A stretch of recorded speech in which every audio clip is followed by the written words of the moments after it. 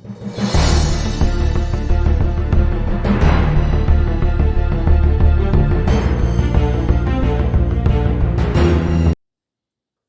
friends, this side Harsh Bharadwaj, currently pursuing my BTech degree from NIT Warangal. Welcome you all into the another amazing sessions of Code India. आज के इस video lecture में हम लोग 2016 के PYQ series को आगे बढ़ाते हुए क्वेश्चन नंबर 3 को डिटेल में डिस्कस करेंगे। इस क्वेश्चन में परमुटेशन कॉम्बिनेशन के अच्छे खासे कंसेप्ट हैं, तो मैं आपको एडवाइस करूंगा कि हमारा एक पुराना वीडियो जो कि परमुटेशन और कॉम्बिनेशन के ऊपर था, ऊपर आई बटन पर लिंक आ रही होगी, आप वहां पर जाकर देख लें और फिर इस वीडियो को देखें तो आपको ज़्यादा समझ में आएगा। अगर आप इस चैनल पर पहली बार आए हैं तो प्लीज़ इस चैनल को सब्सक्राइब कर दें ताकि कोई भी इंपॉर्टेंट अपडेट्स आपसे मिस ना हो पाए। और हम लोग इस चैनल पर पूरे PYQ सीरीज को कवर कर रहे हैं, चाहे वो ZIO के हो, ICO के हो, INOI के हो। ओके, तो बेल नोटिफिकेशन आइकन को भी जरूर हिट करेगा ताकि कोई भी अपडेट सबसे पहले आप तक पहुंचे। तो शुरुआत करते हैं आज के हमारे एक बहुत ही इंटरेस्टिंग क्वेश्चन से। तो आज के क्वेश्चन का कुछ सिनारियो इस तरीके का है कि एक राजा है ज़ायरोक के, जो कि अपनी कैबिनेट की मीटिंग के लिए जा रहे हैं और उस मीटिंग में उन्होंने एन मिनिस्टर को इनवाइट किया है। जैसे ही वो मीटिंग में आए तो वो देखे कि एन मिनिस्टर कुछ इस तरीके से अरेंज है ताकि कुछ दोस्त आपस में साथ साथ बैठे हुए, जो कि राजा को बिल्कुल पसंद नहीं आया। ओके, सपोज दैट हमारे राजा ने एन मिनिस्टर को बुलाया। सपोज दैट हम मान लेते हैं कि हमारे राजा ने 4 मिनिस्टर को बुलाया, तो चेयर्स कुछ इस तरीके से लगी हुई हैं, 1 2 3 4, और जो मिनिस्टर इस तरीके से बैठे हुए 1 2 3 4। ओके, और जब राजा ने बोला कि 2 दोस्त एक साथ नहीं बैठ सकते, तो क्या किया उन्होंने कि बस एक दूसरे के साथ सीट एक्सचेंज कर ली, बट अभी भी वो साथ ही बैठे हुए थे। ओके, तो बेसिकली हम लोग अगर 3 बोल रहे हैं तो ये जो चेयर नंबर है और जो मिनिस्टर का नेम है वो दोनों सेम है। मतलब कि इनिशियली पहले नंबर चेयर पे पहले मिनिस्टर बैठे थे, दूसरे नंबर चेयर पर दूसरे मिनिस्टर बैठे थे, तीसरे नंबर चेयर पर तीसरे मिनिस्टर बैठे थे, और इस तरीके से आईवे नंबर चेयर पर आईवे मिनिस्टर बैठे थे। मतलब कि हम लोग आईवे मिनिस्टर को आई से रेफर करेंगे, एनवे मिनिस्टर को एन से रेफर करेंगे। ओके, तो राजा ने अब एक ऑर्डर दिया कि आप लोगों को इस तरीके से अरेंज होना है ताकि के किसी वैल्यू के लिए, के एक वैल्यू है जो कि एन से हमेशा छोटी रहेगी, तो के की किसी वैल्यू के लिए हम देखें तो 1 पहले चेयर से लेकर के चेयर के बीच में जो पहले अरेंजमेंट था वो अब नहीं होना चाहिए। कहने का मतलब ये कि सपोज दैट कि राजा ने अपने 3 मंत्रियों को निमंत्रण दिया, तो राजा जैसे ही आए तो राजा के आने से पहले, मतलब कि बिफोर राजा के ऑर्डर देने से पहले वो मंत्री कुछ इस तरीके से अरेंज थे 1 2 3, बट राजा ने बोला कि आप इस तरीके से रीअरेंज हो ताकि हम के किसी वैल्यू के लिए देखें 1 से लेकर के तक का अरेंजमेंट, तो वो पहले से अलग आना चाहिए। तो सपोज दैट कि जो हमारे मंत्रीगण थे वो कुछ इस तरीके से अरेंज हो गए। ओके, पहले वो 1 2 3 थे, अब वो 3 1 2 हो गए। तो देखते हैं कि क्या राजा का बात वैलिड था या राजा का बात वैलिड नहीं हुआ। तो अगर के बराबर 1 देखें, तो जब हम लोग के बराबर 1 की बात करें तो 1 से लेकर 1 चेयर तक जो अरेंजमेंट पहले था, क्या वो अरेंजमेंट अभी भी है। मतलब कि के बराबर 1 के लिए, मतलब कि पहले चेयर पर जो इंसान या जो मिनिस्टर पहले बैठे थे, क्या वो मिनिस्टर अभी भी बैठे हुए हैं। तो पहले चेयर पर पहले मिनिस्टर 1 बैठे थे, लेकिन अब उस पहले चेयर पर मिनिस्टर 3 बैठे हैं। ओके, तो मतलब कि के बराबर 1 के लिए जो पहले अरेंजमेंट था अब वो अरेंजमेंट चेंज हो चुका है। मतलब कि राजा के दिए गए ऑर्डर को फॉलो किया गया है। अब राजा के बराबर 2 के लिए चेक करेंगे। के बराबर 2 के लिए तो देखेंगे कि पहले 2 चेयर में जो पहला अरेंजमेंट था, क्या वही सेम अरेंजमेंट इस बार भी है। तो पहले शुरू के 2 चेयर में मिनिस्टर 1 और मिनिस्टर 2 बैठे थे, लेकिन अब राजा के ऑर्डर के बाद, मतलब कि आफ्टर के बराबर 2, मतलब कि पहले 2 चेयर के लिए किस किस मिनिस्टर बैठे हुए पहले 2 चेयर में, 3rd मिनिस्टर है और 1st मिनिस्टर है। तो पहले 1 और 2nd मिनिस्टर थे, अब 3 और 1 मिनिस्टर है। तो मतलब कि पहले जो हमारा मिनिस्टर 1 और 2 शुरुआती 2 चेयर में बैठे थे, लेकिन अब शुरुआती 2 चेयर में मिनिस्टर 3 और 1 बैठे हैं। तो ये राजा के रूल को फॉलो किया गया। अब के बराबर, चूंकि अब हमारा एन का वैल्यू 3 है तो हम लोग मैक्सिमम के का वैल्यू 1 ही ले सकते हैं या 2 ले सकते हैं।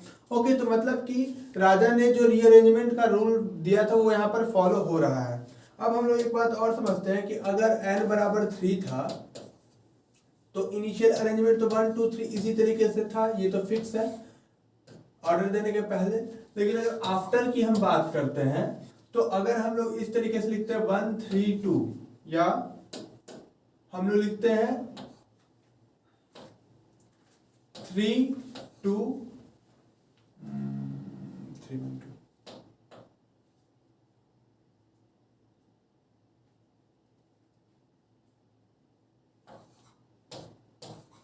ओके। अगर हम लोग लिखते हैं 2 1 3, ओके, तो अब हम शुरुआती चेयर में, ओके, के बराबर 1 का मतलब कि फर्स्ट चेयर में पहले मिनिस्टर 1 बैठे थे, लेकिन रीअरेंजमेंट के बाद फर्स्ट चेयर पे मिनिस्टर 2 बैठे हैं। तो जो पहला अरेंजमेंट था और जो बाद का अरेंजमेंट है वो डिफरेंट है, मतलब कि रूल को फॉलो किया गया।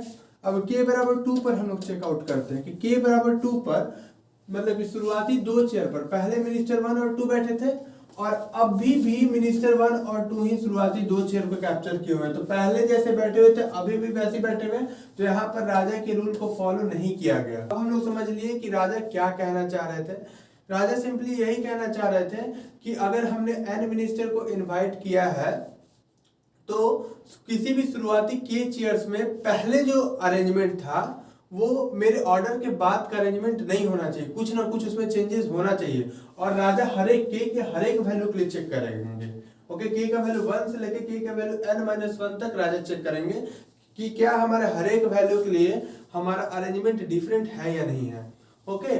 तो हम लोग अब चीजों को समझते हैं कि अगर हमारा n का वैल्यू 1 रहता तो हमें कितने डिफरेंट रीअरेंजमेंट मिलते हैं। अगर n का वैल्यू 1 रहता तो जो मिनिस्टर था वो कितने तरीके से रीअरेंज हो सकता था।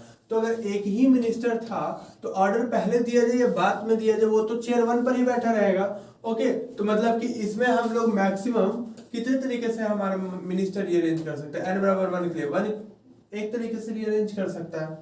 अब हम लोग देखते हैं n बराबर 2 के लिए। सपोज दैट कि हमारे पास दो मिनिस्टर हैं, तो शुरुआत में कैसे बैठे होंगे 1 और 2 इसी तरीके से बैठे होंगे, और राजा के ऑर्डर के बाद वो मैक्सिमम किस तरीके से बैठ सकते हैं, वो 2 और 1 बैठ सकते हैं। तो क्या यहाँ पर राजा के रूल को फॉलो किया गया है? जी हाँ, बिल्कुल फॉलो किया गया है, क्योंकि अगर n बराबर 2 है तो n बराबर 2 है तो हम लोग k का वैल्यू क्या 1 पर ही मैक्सिमम चेक कर सकते हैं, क्योंकि k का जो मैक्सिमम वैल्यू है वो n-1 ही हो सकता है। तो जब हम लोग k का वैल्यू 1 पे चेक करें कि पहले कुर्सी पर पहले कौन बैठा हुआ था और रीअरेंजमेंट के बाद कौन बैठा हुआ है, तो पहले कुर्सी पर शुरुआत में पहला मिनिस्टर बैठा हुआ था, लेकिन वही रीअरेंजमेंट के बाद राजा के ऑर्डर देने के बाद पहले चेयर पे कौन बैठा हुआ है 2 बैठा हुआ है। तो मतलब कि पहला अरेंजमेंट और बाद का अरेंजमेंट जो है अलग अलग है, मतलब यहाँ पर राजा का रूल फॉलो किया गया। और कितने तरीके से ये रीअरेंजमेंट हो सकता है, ये रीअरेंजमेंट का केवल एक ही तरीका है। तो मतलब कि अगर दो मिनिस्टर हैं तो राजा के रूल को फॉलो करते हुए केवल एक ही तरीके से रीअरेंज कर सकते हैं खुद को। अब हम लोग n बराबर 3 पर चेक कर लेते हैं कि n बराबर 3 मतलब कि अगर हमारे पास 3 मंत्री हैं तो आपस में कितने तरीके से रीअरेंज कर सकते हैं। तो जैसा कि हम लोग जानते हैं कि अगर n बराबर 3 है तो शुरुआत में जो हमारे मिनिस्टर हैं वो तो ऐसे बैठे हुए थे, लेकिन हम लोग देख लेते कि कितने नंबर ऑफ वेज है कि अगर हमारे पास 3 मिनिस्टर हैं तो आपस में कितने तरीके से रीअरेंज हो सकते हैं, और उसमें से कितना रीअरेंजमेंट है जो कि राजा के ऑर्डर को फॉलो करता है। तो अगर हमारे पास 3 मिनिस्टर है तो उसके मैक्सिमम 6 ही कॉम्बिनेशन हो सकते हैं। ये 3 मिनिस्टर है ये आपस में कितने तरीके से अरेंज हो सकते हैं, फैक्टोरियल 3 तरीके से, मैंने परमुटेशन और कॉम्बिनेशन में बताया था। फैक्टोरियल 3 तरीके से मतलब कि 6 तरीके से। वो 6 तरीके क्या क्या होंगे, या तो पहला जो मंत्री है वो पहली कुर्सी पे बैठा होगा, लेकिन दूसरा ये तो हमारा इनिशियल अरेंजमेंट है, लेकिन हो सकता है कि हमारा जो तीसरा मंत्री है दूसरा चेयर पे आ जाए और जो दूसरा मंत्री है वो तीसरा चेयर पर आ जाए। तो इस तरीके से भी अरेंजमेंट हो सकता है।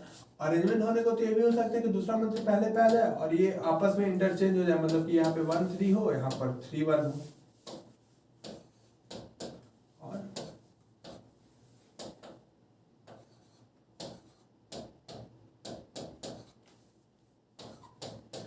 पूरे यही 6 ऐसे अरेंजमेंट है जो कि हो सकते हैं। अब हम देखते हैं कि कितने ऐसे अरेंजमेंट है जो कि राजा के रूल को फॉलो करते हैं, ठीक है।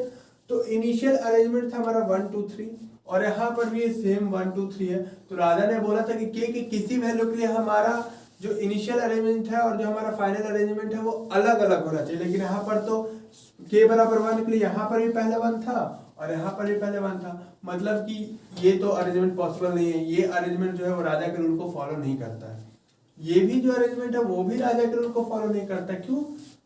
क्योंकि पहले भी पहले नंबर चेयर पे मिनिस्टर 1 बैठे थे, अभी भी पहले नंबर चेयर पर मिनिस्टर 1 ही बैठे हुए हैं। तो फिर तो भाई k बराबर 1 पर ही यहाँ रूल वायलेट हो गया। ओके, तो मतलब कि ये भी राजा के रूल को फॉलो नहीं कर रहा है। अगर इनकी बात हम लोग करते हैं तो देखिए k बराबर 1 के लिए, अगर हम लोग यहाँ पर k बराबर 1 के लिए चेक करते हैं तो k बराबर 1 के लिए पहले चेयर पे पहले मिनिस्टर थे, लेकिन यहाँ पर पहले चेयर पर दूसरे मिनिस्टर बैठे हुए हैं। लेकिन k बराबर जैसे ही 2 हम लोग लेते हैं, मतलब कि शुरुआती 2 चेयर में मिनिस्टर 1 और 2 थे, और यहाँ पर भी शुरुआती 2 चेयर में मिनिस्टर 1 और 2 ही हैं। मतलब कि शुरुआती 2 चेयर में यहाँ पर भी मिनिस्टर 1 और 2 थे, और यहाँ पर भी शुरुआती 2 चेयर में मिनिस्टर 1 और मिनिस्टर 2 हैं।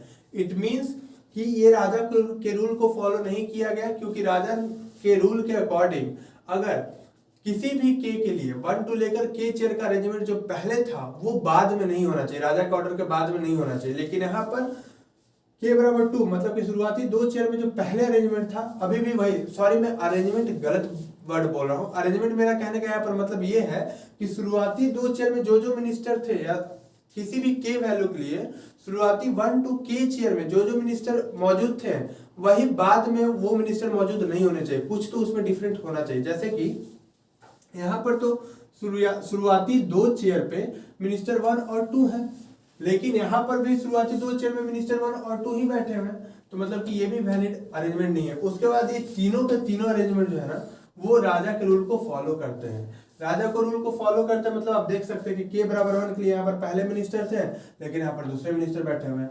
यहाँ पर शुरुआती 2 चेयर में पहले और दूसरे मिनिस्टर है, यहाँ पर दूसरे और तीसरे मिनिस्टर हैं। तो आप तीनों में देख सकते हैं कि तीनों के तीनों वैलिड केस है। मतलब ये कि अगर हम लोग n बराबर 3 की बात करें तो टोटल कितने ऐसे तरीके हैं जिनमें अगर मिनिस्टर रीअरेंज करेंगे तो वो राजा के रूल को फॉलो करेंगे, तो वो 3 तरीके होंगे ऑब्वियसली। ओके, तो ठीक है, अगर ऐसे गिनते जाएंगे ना हम लोग, तो अगर हम लोग कैलकुलेट करेंगे कि n इज इक्वल टू 4 के लिए, मतलब कि अगर हमारे पास 4 मिनिस्टर हों तो वो कितने तरीके से खुद को इस तरीके से रीअरेंज करेंगे कि राजा के रूल को फॉलो किया जाए, राजा के ऑर्डर को फॉलो किया जाए। तो जब हम लोग गिनेंगे तो पता चलेगा कि वो कुछ 13 तरीके होंगे। ठीक है, 13 रीअरेंजमेंट मिलेंगे जो कि राजा के ऑर्डर को फॉलो कर रहे होंगे। बट ये जो 13 तरीके हैं, यहाँ पर हमको 3 तरीके निकालने में हालत खराब हो गया। अगर हम लोग यहाँ पर 13 केसेस देखें तो कम से कम हमको 4 3 जा 12 2 जा 24 केसेस को क्रॉस वेरीफाई करना पड़ेगा, और उसमें से 13 केसेस जो है करेक्ट रीअरेंजमेंट होंगे। तो कहीं ना कहीं एक बहुत ही हेक्टिक प्रॉब्लम है। तो इसका हम लोग सॉल्यूशन निकालते हैं और कुछ ऑब्जर्वेशंस को ऑब्जर्व करते हैं यहाँ पर। ओके, तो मान लेते हैं n बराबर 5, सपोज दैट कि हम लोग n बराबर 5 के लिए स्टडी करते हैं कि हमारे पास 5 मंत्री हैं। तो अगर हमारे पास 5 मंत्री हैं और अगर हम इस तरीके से निकालें तो हम तो कभी सोच ही नहीं पाएंगे, बहुत टाइम लगेगा और गलती होने के भी बहुत सारे चांसेस हैं। तो हम सोचते हैं कि अगर 5 मंत्री है हमारे पास, मंत्री 1 2 3 4 और 5, तो परमुटेशन कॉम्बिनेशन से हम लोग जानते हैं कि ये 5 मंत्री आपस में कितने तरीके से अरेंज हो सकते हैं। तो ये 5 मंत्री आपस में फैक्टोरियल 5 तरीके से अरेंज हो सकते हैं। अब हमको पता है कि टोटल रीअरेंजमेंट इतना पॉसिबल है। अब इस टोटल अरेंजमेंट में से उन अरेंजमेंट को हम सब्सट्रैक्ट कर दें जो कि राजा के रूल को वायलेट करते हैं, जो कि राजा के ऑर्डर को वायलेट करते हैं, तो क्या हमको वो नंबर मिल जाएगा जो कि राजा के रूल को फॉलो करते हैं? तो हमको नंबर ऑफ रीअरेंजमेंट मिल जाएंगे जो कि राजा के रूल को फॉलो करते हैं। मतलब कि total arrangement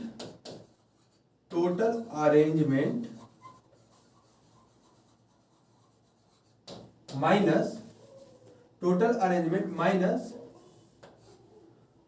number of arrangement not following king rule.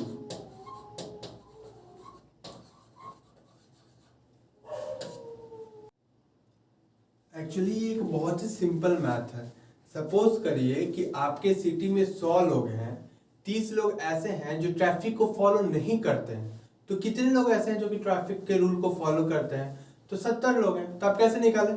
Total में से जो लोग रूल को नहीं फॉलो करते अगर उसको घटा देंगे तो नंबर ऑफ उन पीपल का निकल जाएगा जो कि रूल को फॉलो करते हैं। ठीक उसी तरीके से हमको पता है कि अगर 5 मंत्री हैं हमारे पास तो वो आपस में फैक्टोरियल 5 तरीके से टोटल जो नंबर ऑफ रीअरेंजमेंट है उन 5 मंत्रियों का हम जो टोटल नंबर ऑफ रीअरेंजमेंट कर सकते हैं वो फैक्टोरियल 5 तरीके से कर सकते हैं। ठीक है, तो मतलब कि हमको टोटल अरेंजमेंट पता है कि 5 मंत्रियों को हम टोटल कितने तरीके से अरेंज कर सकते हैं। अगर उसमें से हम लोग वो नंबर ऑफ अरेंजमेंट घटा दें जो कि किंग को रूल को फॉलो नहीं करते तो क्या हमको मिल जाएगा कि टोटल नंबर ऑफ वेज कितने हैं, जो कि टोटल नंबर ऑफ कितने रीअरेंजमेंट है जो कि किंग के रूल को फॉलो करेंगे, किंग के ऑर्डर को फॉलो करेंगे। तो बस हमें वही करना है। अब हमें ये तो पता है कि फैक्टोरियल 5 होगा, अब हमें ये पता करना है कि कौन कौन से ऐसे रीअरेंजमेंट होंगे या कौन कौन से ऐसे अरेंजमेंट होंगे जो कि किंग के रूल को फॉलो नहीं करेंगे। तो जैसा कि हम लोग समझ सकते हैं कि हर एक वो अरेंजमेंट जिसके शुरुआत में 1 होगा वो किंग के रूल को फॉलो नहीं करेगा। क्यों नहीं करेगा? क्योंकि जब भी हम लोग k बराबर 1 में देखेंगे तो हमारे इनिशियल अरेंजमेंट में भी पहले चेयर पर मिनिस्टर 1 बैठा हुआ है, और अगर हमारे बाद वाले किसी भी अरेंजमेंट में अगर पहले चेयर पर अगर मिनिस्टर 1 बैठा रहेगा तो वो किंग के रूल को वायलेट करेगा, किंग के ऑर्डर को फॉलो नहीं करेगा। तो हम लोग देखते हैं कि पहले मिनिस्टर को पहले स्थान पर रखते हुए हम लोग कितने अरेंजमेंट कर सकते हैं। जो 4 मिनिस्टर हैं वो आपस में उनको हम लोग क्या फैक्टोरियल 4 तरीके से रीअरेंज कर सकते हैं। पहले मिनिस्टर को पहले स्थान पर रखते हुए जो बाकी बच गए 4 मिनिस्टर उनको हम लोग कितने तरीके से रीअरेंज कर सकते हैं, फैक्टोरियल 4 तरीके से। मतलब ये कि अगर हम लोग को निकालना है कि क्या कितने ऐसे अरेंजमेंट होंगे जो कि किंग के रूल को फॉलो नहीं करते हैं, तो वो सारे अरेंजमेंट किंग के रूल को फॉलो नहीं करेंगे जिसमें कि पहला मिनिस्टर पहले चेयर पे बैठा हो। ओके, तो टोटल कितने तरीके हो गए? फैक्टोरियल 4 तरीके हो गए। अब हम लोग समझते हैं, ठीक है, कि 1 और 2, ठीक है, ये जो अगर हम लोग पहले दो चेयर पर मिनिस्टर 1 और मिनिस्टर 2 को रखें तो भी उसके बाद जितने रीअरेंजमेंट बनेगा ना वो किंग के रूल को वायलेट करेंगे। पहले और दूसरे चेयर पर अगर शुरुआती 2 चेयर पर अगर हम पहले और दूसरे मिनिस्टर को रखते हैं ना तो उसके बाद लास्ट के 3 चेयर पे हम किसी मिनिस्टर को कहीं भी रखें वो किंग के रूल को हमेशा वायलेट करेगा। ओके, तो हम लोग बाकी जो बचे हुए जगह है उसको कितने तरीके से कर सकते हैं? फैक्टोरियल 3 तरीके से रीअरेंज कर सकते हैं। और ये 1 2 है तो हम ऐसे इसको 2 और 1 भी तो अरेंज कर सकते हैं, और इसको भी कितने तरीके से हम लोग आपस में रीअरेंज कर सकते हैं? फैक्टोरियल 3 तरीके से। बट 1 और 2 के बाद जितने भी अरेंजमेंट होंगे ये तो ऑलरेडी ऊपर वाले केसेस में हम लोग काउंट कर चुके हैं, क्योंकि यहाँ पर कभी ना कभी तो 2 आया ही होगा, तो इस केस को तो हम लोग ऑलरेडी काउंट कर चुके हैं। तो ये केस कितना होगा? ये एक अरेंजमेंट है जो कि 2 1 का है, और इसमें कितने तरीके से रीअरेंज कर सकते हैं हम लोग? फैक्टोरियल 3 तरीके से अरेंज कर सकते हैं। तो मतलब कि हम लोग यहाँ पर क्या करेंगे? 1 into factorial 4 1 into factorial 3। Okay, ये हम लोग क्या निकाल रहे हैं? ये हम लोग निकाल रहे हैं number of arrangement not following king rule. अब हम लोग देखते हैं कि अगर हम लोग शुरुआती 3 मिनिस्टर को अगर हम लोग शुरुआती 3 चेयर पर हम लोग 1 2 और 3 मिनिस्टर को रखें तो इसके बाद आगे जितना भी रीअरेंजमेंट आएगा वो राजा के रूल को वायलेट करेगा। लेकिन शुरुआती 3 चेयर पर 3 मिनिस्टर को हम लोग कितने तरीके से रख सकते हैं? 6 तरीके से रख सकते हैं। 1 2 3 1 3 2 2 1 3 2 3 1 3 1 2 3 2 1। ये ऊपर के जो 3 केसेस हैं ऑलरेडी हम इन 2 केसेस में इनको कवर अप कर चुके हैं। अगर हम लोग ध्यान से देखें तो 1 से शुरू होने वाले सारे अरेंजमेंट जो है हम लोग इस केस में कवर अप कर चुके हैं, और 2 1 से शुरू होने वाले केसेस को हम लोग यहाँ पर ऑलरेडी कवर अप कर चुके हैं। तो बचे कितने केसेस? 3 केसेस। मतलब कि शुरुआती 3 चेयरों में 3 मिनिस्टर को भरने के टोटल 6 तरीके होंगे, लेकिन 3 केस को हम लोग ऑलरेडी काउंट कर चुके हैं और 3 केस को हम लोग यहाँ पर काउंट कर रहे हैं। ठीक है, तो यहाँ पर क्या हो गया? 3 केस इंटू फैक्टोरियल 2 तरीके होंगे। ओके, 3 केस इंटू फैक्टोरियल 2 तरीके होंगे, और इसी तरीके से हम लोग बढ़ते जाएंगे आगे। अगर इस फॉर्मूला को हम लोग ध्यान से देखते हैं, अब हम लोग एक टर्म डिफाइन करते हैं F1। अपने तरीके से मान लिए कि अगर हमारे मीटिंग में केवल एक ही मिनिस्टर रहता तो कितने तरीके से वो राजा के रूल को फॉलो कर सकता है उसका नंबर। F2 मतलब कि अगर हमारे पास 2 मिनिस्टर होते तो कितने तरीके से राजा के रूल को फॉलो कर सकते हैं उसका नंबर। F3 का मतलब हुआ कि 3 मिनिस्टर कितने तरीके से रीअरेंज हो कि वो राजा के रूल को फॉलो करे, उसको हम लोग कहेंगे F3। जरा आप बताना तो F1 और F2 और F3 का वैल्यू हम लोग ऊपर क्या निकाल चुके हैं। हमने बताया था कि जब n का वैल्यू 1 होगा मतलब कि केवल एक मिनिस्टर होंगे तो हम लोग एक तरीके से राजा के रूल को फॉलो कर सकते हैं। अगर n का वैल्यू 2 होगा तो केवल एक ही ऐसा रीअरेंजमेंट होगा जो कि राजा के रूल को फॉलो करेगा, और n इज इक्वल टू 3 होगा तो केवल 3 ही ऐसे रीअरेंजमेंट होंगे जो कि राजा के रूल को फॉलो करेंगे। और इसी को तो हम लोग F1, F2 और F3 बोले हैं। तो F1 का मतलब ये है कि अगर एक मिनिस्टर हो हमारे पास तो ऐसे कितने अरेंजमेंट मिलेंगे जो कि राजा के रूल को फॉलो करे। तो अभी हम लोग ऊपर देखें कि 1। F2 का मतलब कि अगर हमारे पास 2 ही मिनिस्टर हमारे मीटिंग में आए हुए हैं तो कितने ऐसे अरेंजमेंट होंगे जो कि राजा के रूल को फॉलो करेंगे। तो यहाँ और F3 का मतलब कि अगर हमारे मीटिंग में 3 ही मिनिस्टर्स आए थे तो कितने ऐसे अरेंजमेंट होंगे जो कि राजा के रूल को फॉलो करेंगे। तो अभी हम लोग ऊपर निकाले थे 3। तो हम लोग यहाँ पर गौर किए कि ये 1 जो है वो तो F1 के बराबर है, ये जो 1 है वो F2 के बराबर है, और ये जो 3 है वो F3 के बराबर है। तो मतलब कि अगर हमको n बराबर 5 के लिए अगर हमको F5 निकालना था तो हम लोग क्या लिखे 5 फैक्टोरियल माइनस हम लोग यहाँ पर जो ये निकाल रहे थे टोटल अरेंजमेंट, ये जो हम लोग n बराबर 5 के लिए निकाल रहे थे कि F5 ही तो था कि अगर हमारे पास 5 मिनिस्टर हमारे मीटिंग में आए हुए हैं, अगर 5 मिनिस्टर हमारे मीटिंग में आए हुए हैं तो उनको ऐसा कितना अरेंजमेंट होगा जो कि राजा के रूल को फॉलो करेगा। तो वो ये फॉर्मूला था। Okay F5। तो हम लोग इसका फॉर्मूला देखें कि F5 जो है वो तो कुछ इस पैटर्न का रहा 5 फैक्टोरियल F1। अगर हम लोग देखें ध्यान से तो F1 into 4 factorial, F2 into 3 factorial, F3 into 2 factorial, F4 into 1 factorial.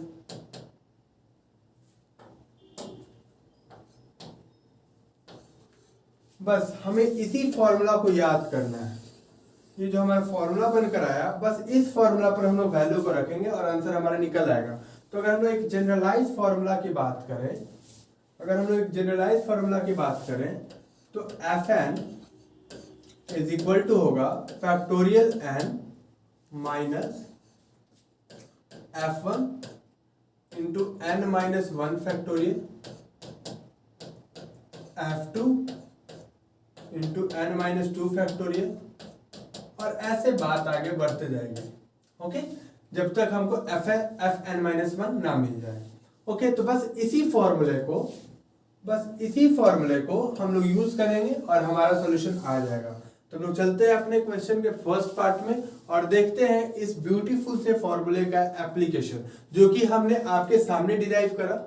हमने यहाँ पर प्रूफ कर दिया कि केवल आपको थोड़ी सी लॉजिक लगानी है, और अगर आपको मैथ्स का कोई भी कंसेप्ट नहीं आता तो आप चीजों को सोचकर इस तरीके से आप फॉर्मूला बना सकते हैं। आखिर फॉर्मूला बनाता कौन है? हमारे और आपके जैसे इंसान ही बनाते हैं जो कि एक बड़े से कंसेप्ट को एक छोटे से फॉर्मूला के अंदर कैच कर लेते हैं, और उसके बाद क्वेश्चन बनाना हमारे लिए बहुत ईजी हो जाता है, क्योंकि जो हम लोग पहले बड़े अप्रोच से जा रहे थे अब वो हम एक डायरेक्ट अप्रोच से जाते हैं।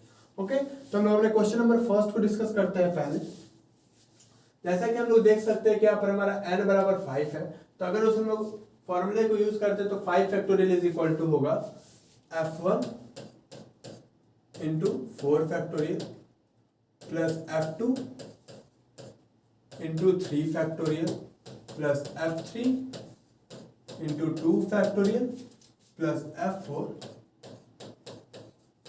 Into 4 sorry F1 F2 F3 F4 okay 1 factorial. हमें पता है कि F1 का वैल्यू है 1, 4 फैक्टोरियल का वैल्यू होता है 4 3 12 into 2 24 plus 1 into 6 plus 3 into plus हमने निकाला था कि F4 का क्या होता है 13 इंटू 1 फैक्टोरियल। इनफैक्ट इस प्रोसेस से आप F4 का भी वैल्यू निकाल सकते हो। F4 जब हम लोग करेंगे तो फैक्टोरियल 4 और माइनस ये वाला जो फॉर्मूला हम लोग बताया उस फॉर्मूला पर आकर हम लोग फैक्टोरियल 4 F4 का भी वैल्यू निकाल सकते हैं तो 13 आएगा। ठीक है, और हमें पता है कि फैक्टोरियल 5 का जो वैल्यू होता है वो 120 होता है, तो 120 माइनस ये 49 आएगा, और जब हम लोग 120 में से 49 घटाएंगे तो 71, और ये हमारा आंसर। तो आप लोग देख सकते हैं कि केवल एक ऑब्जर्वेशन से थोड़ा सा लॉजिकल थिंकिंग को डेवलप करके हम कितनी आसानी से एक बहुत ही आसान सा फॉर्मूला बनाए और बस उस फॉर्मूला पर वैल्यू को रखे और हमारा आंसर इजिली आ गया और आपको 5 मार्क्स यहाँ पर इजिली मिल चुका है। बस इसी फॉर्मूला को हम लोग यूज करेंगे सेकंड केस में भी और थर्ड केस में भी, और इतनी ही आसानी से हमें वहां पर भी अपना सॉल्यूशन मिल रहा होगा। तो जैसा कि देख सकते हैं कि अगले केस में n का वैल्यू 6 है, मतलब कि हमारे पास टोटल 6 मिनिस्टर्स हैं। तो टोटल हमारे 6 मिनिस्टर आपस में फैक्टोरियल 6 तरीके से रीअरेंज कर सकते हैं, और ये अभी जो लोग फॉर्मूला निकाले थे कि ये वो रीअरेंजमेंट है जो कि राजा के रूल को फॉलो नहीं करते हैं, राजा के ऑर्डर को फॉलो नहीं करते हैं। तो टोटल रीअरेंजमेंट में से वो अरेंजमेंट जो कि राजा के ऑर्डर को फॉलो नहीं करते हैं, अगर हम उनको घटा दें तो हमें वो अरेंजमेंट्स मिल जाएंगे जो अरेंजमेंट्स राजा के ऑर्डर को फॉलो करते हैं। ओके, तो फैक्टोरियल 6 का वैल्यू 720 हो गया, और जो भी ये सारे वैल्यू है F1, F2, F3, F4 और F5 के हमें वैल्यू पता है, और फैक्टोरियल्स के भी वैल्यू हमें पता है। उन सारे वैल्यूज को हमने जब यहाँ पर पुट करा तो हमारा आंसर आ गया 461, और बहुत ही आसानी से हमने अपने सेकंड पार्ट को भी सॉल्व कर दिया और 10 मार्क्स को हमने यहाँ पर बहुत ही इजीली ग्रैब कर लिया।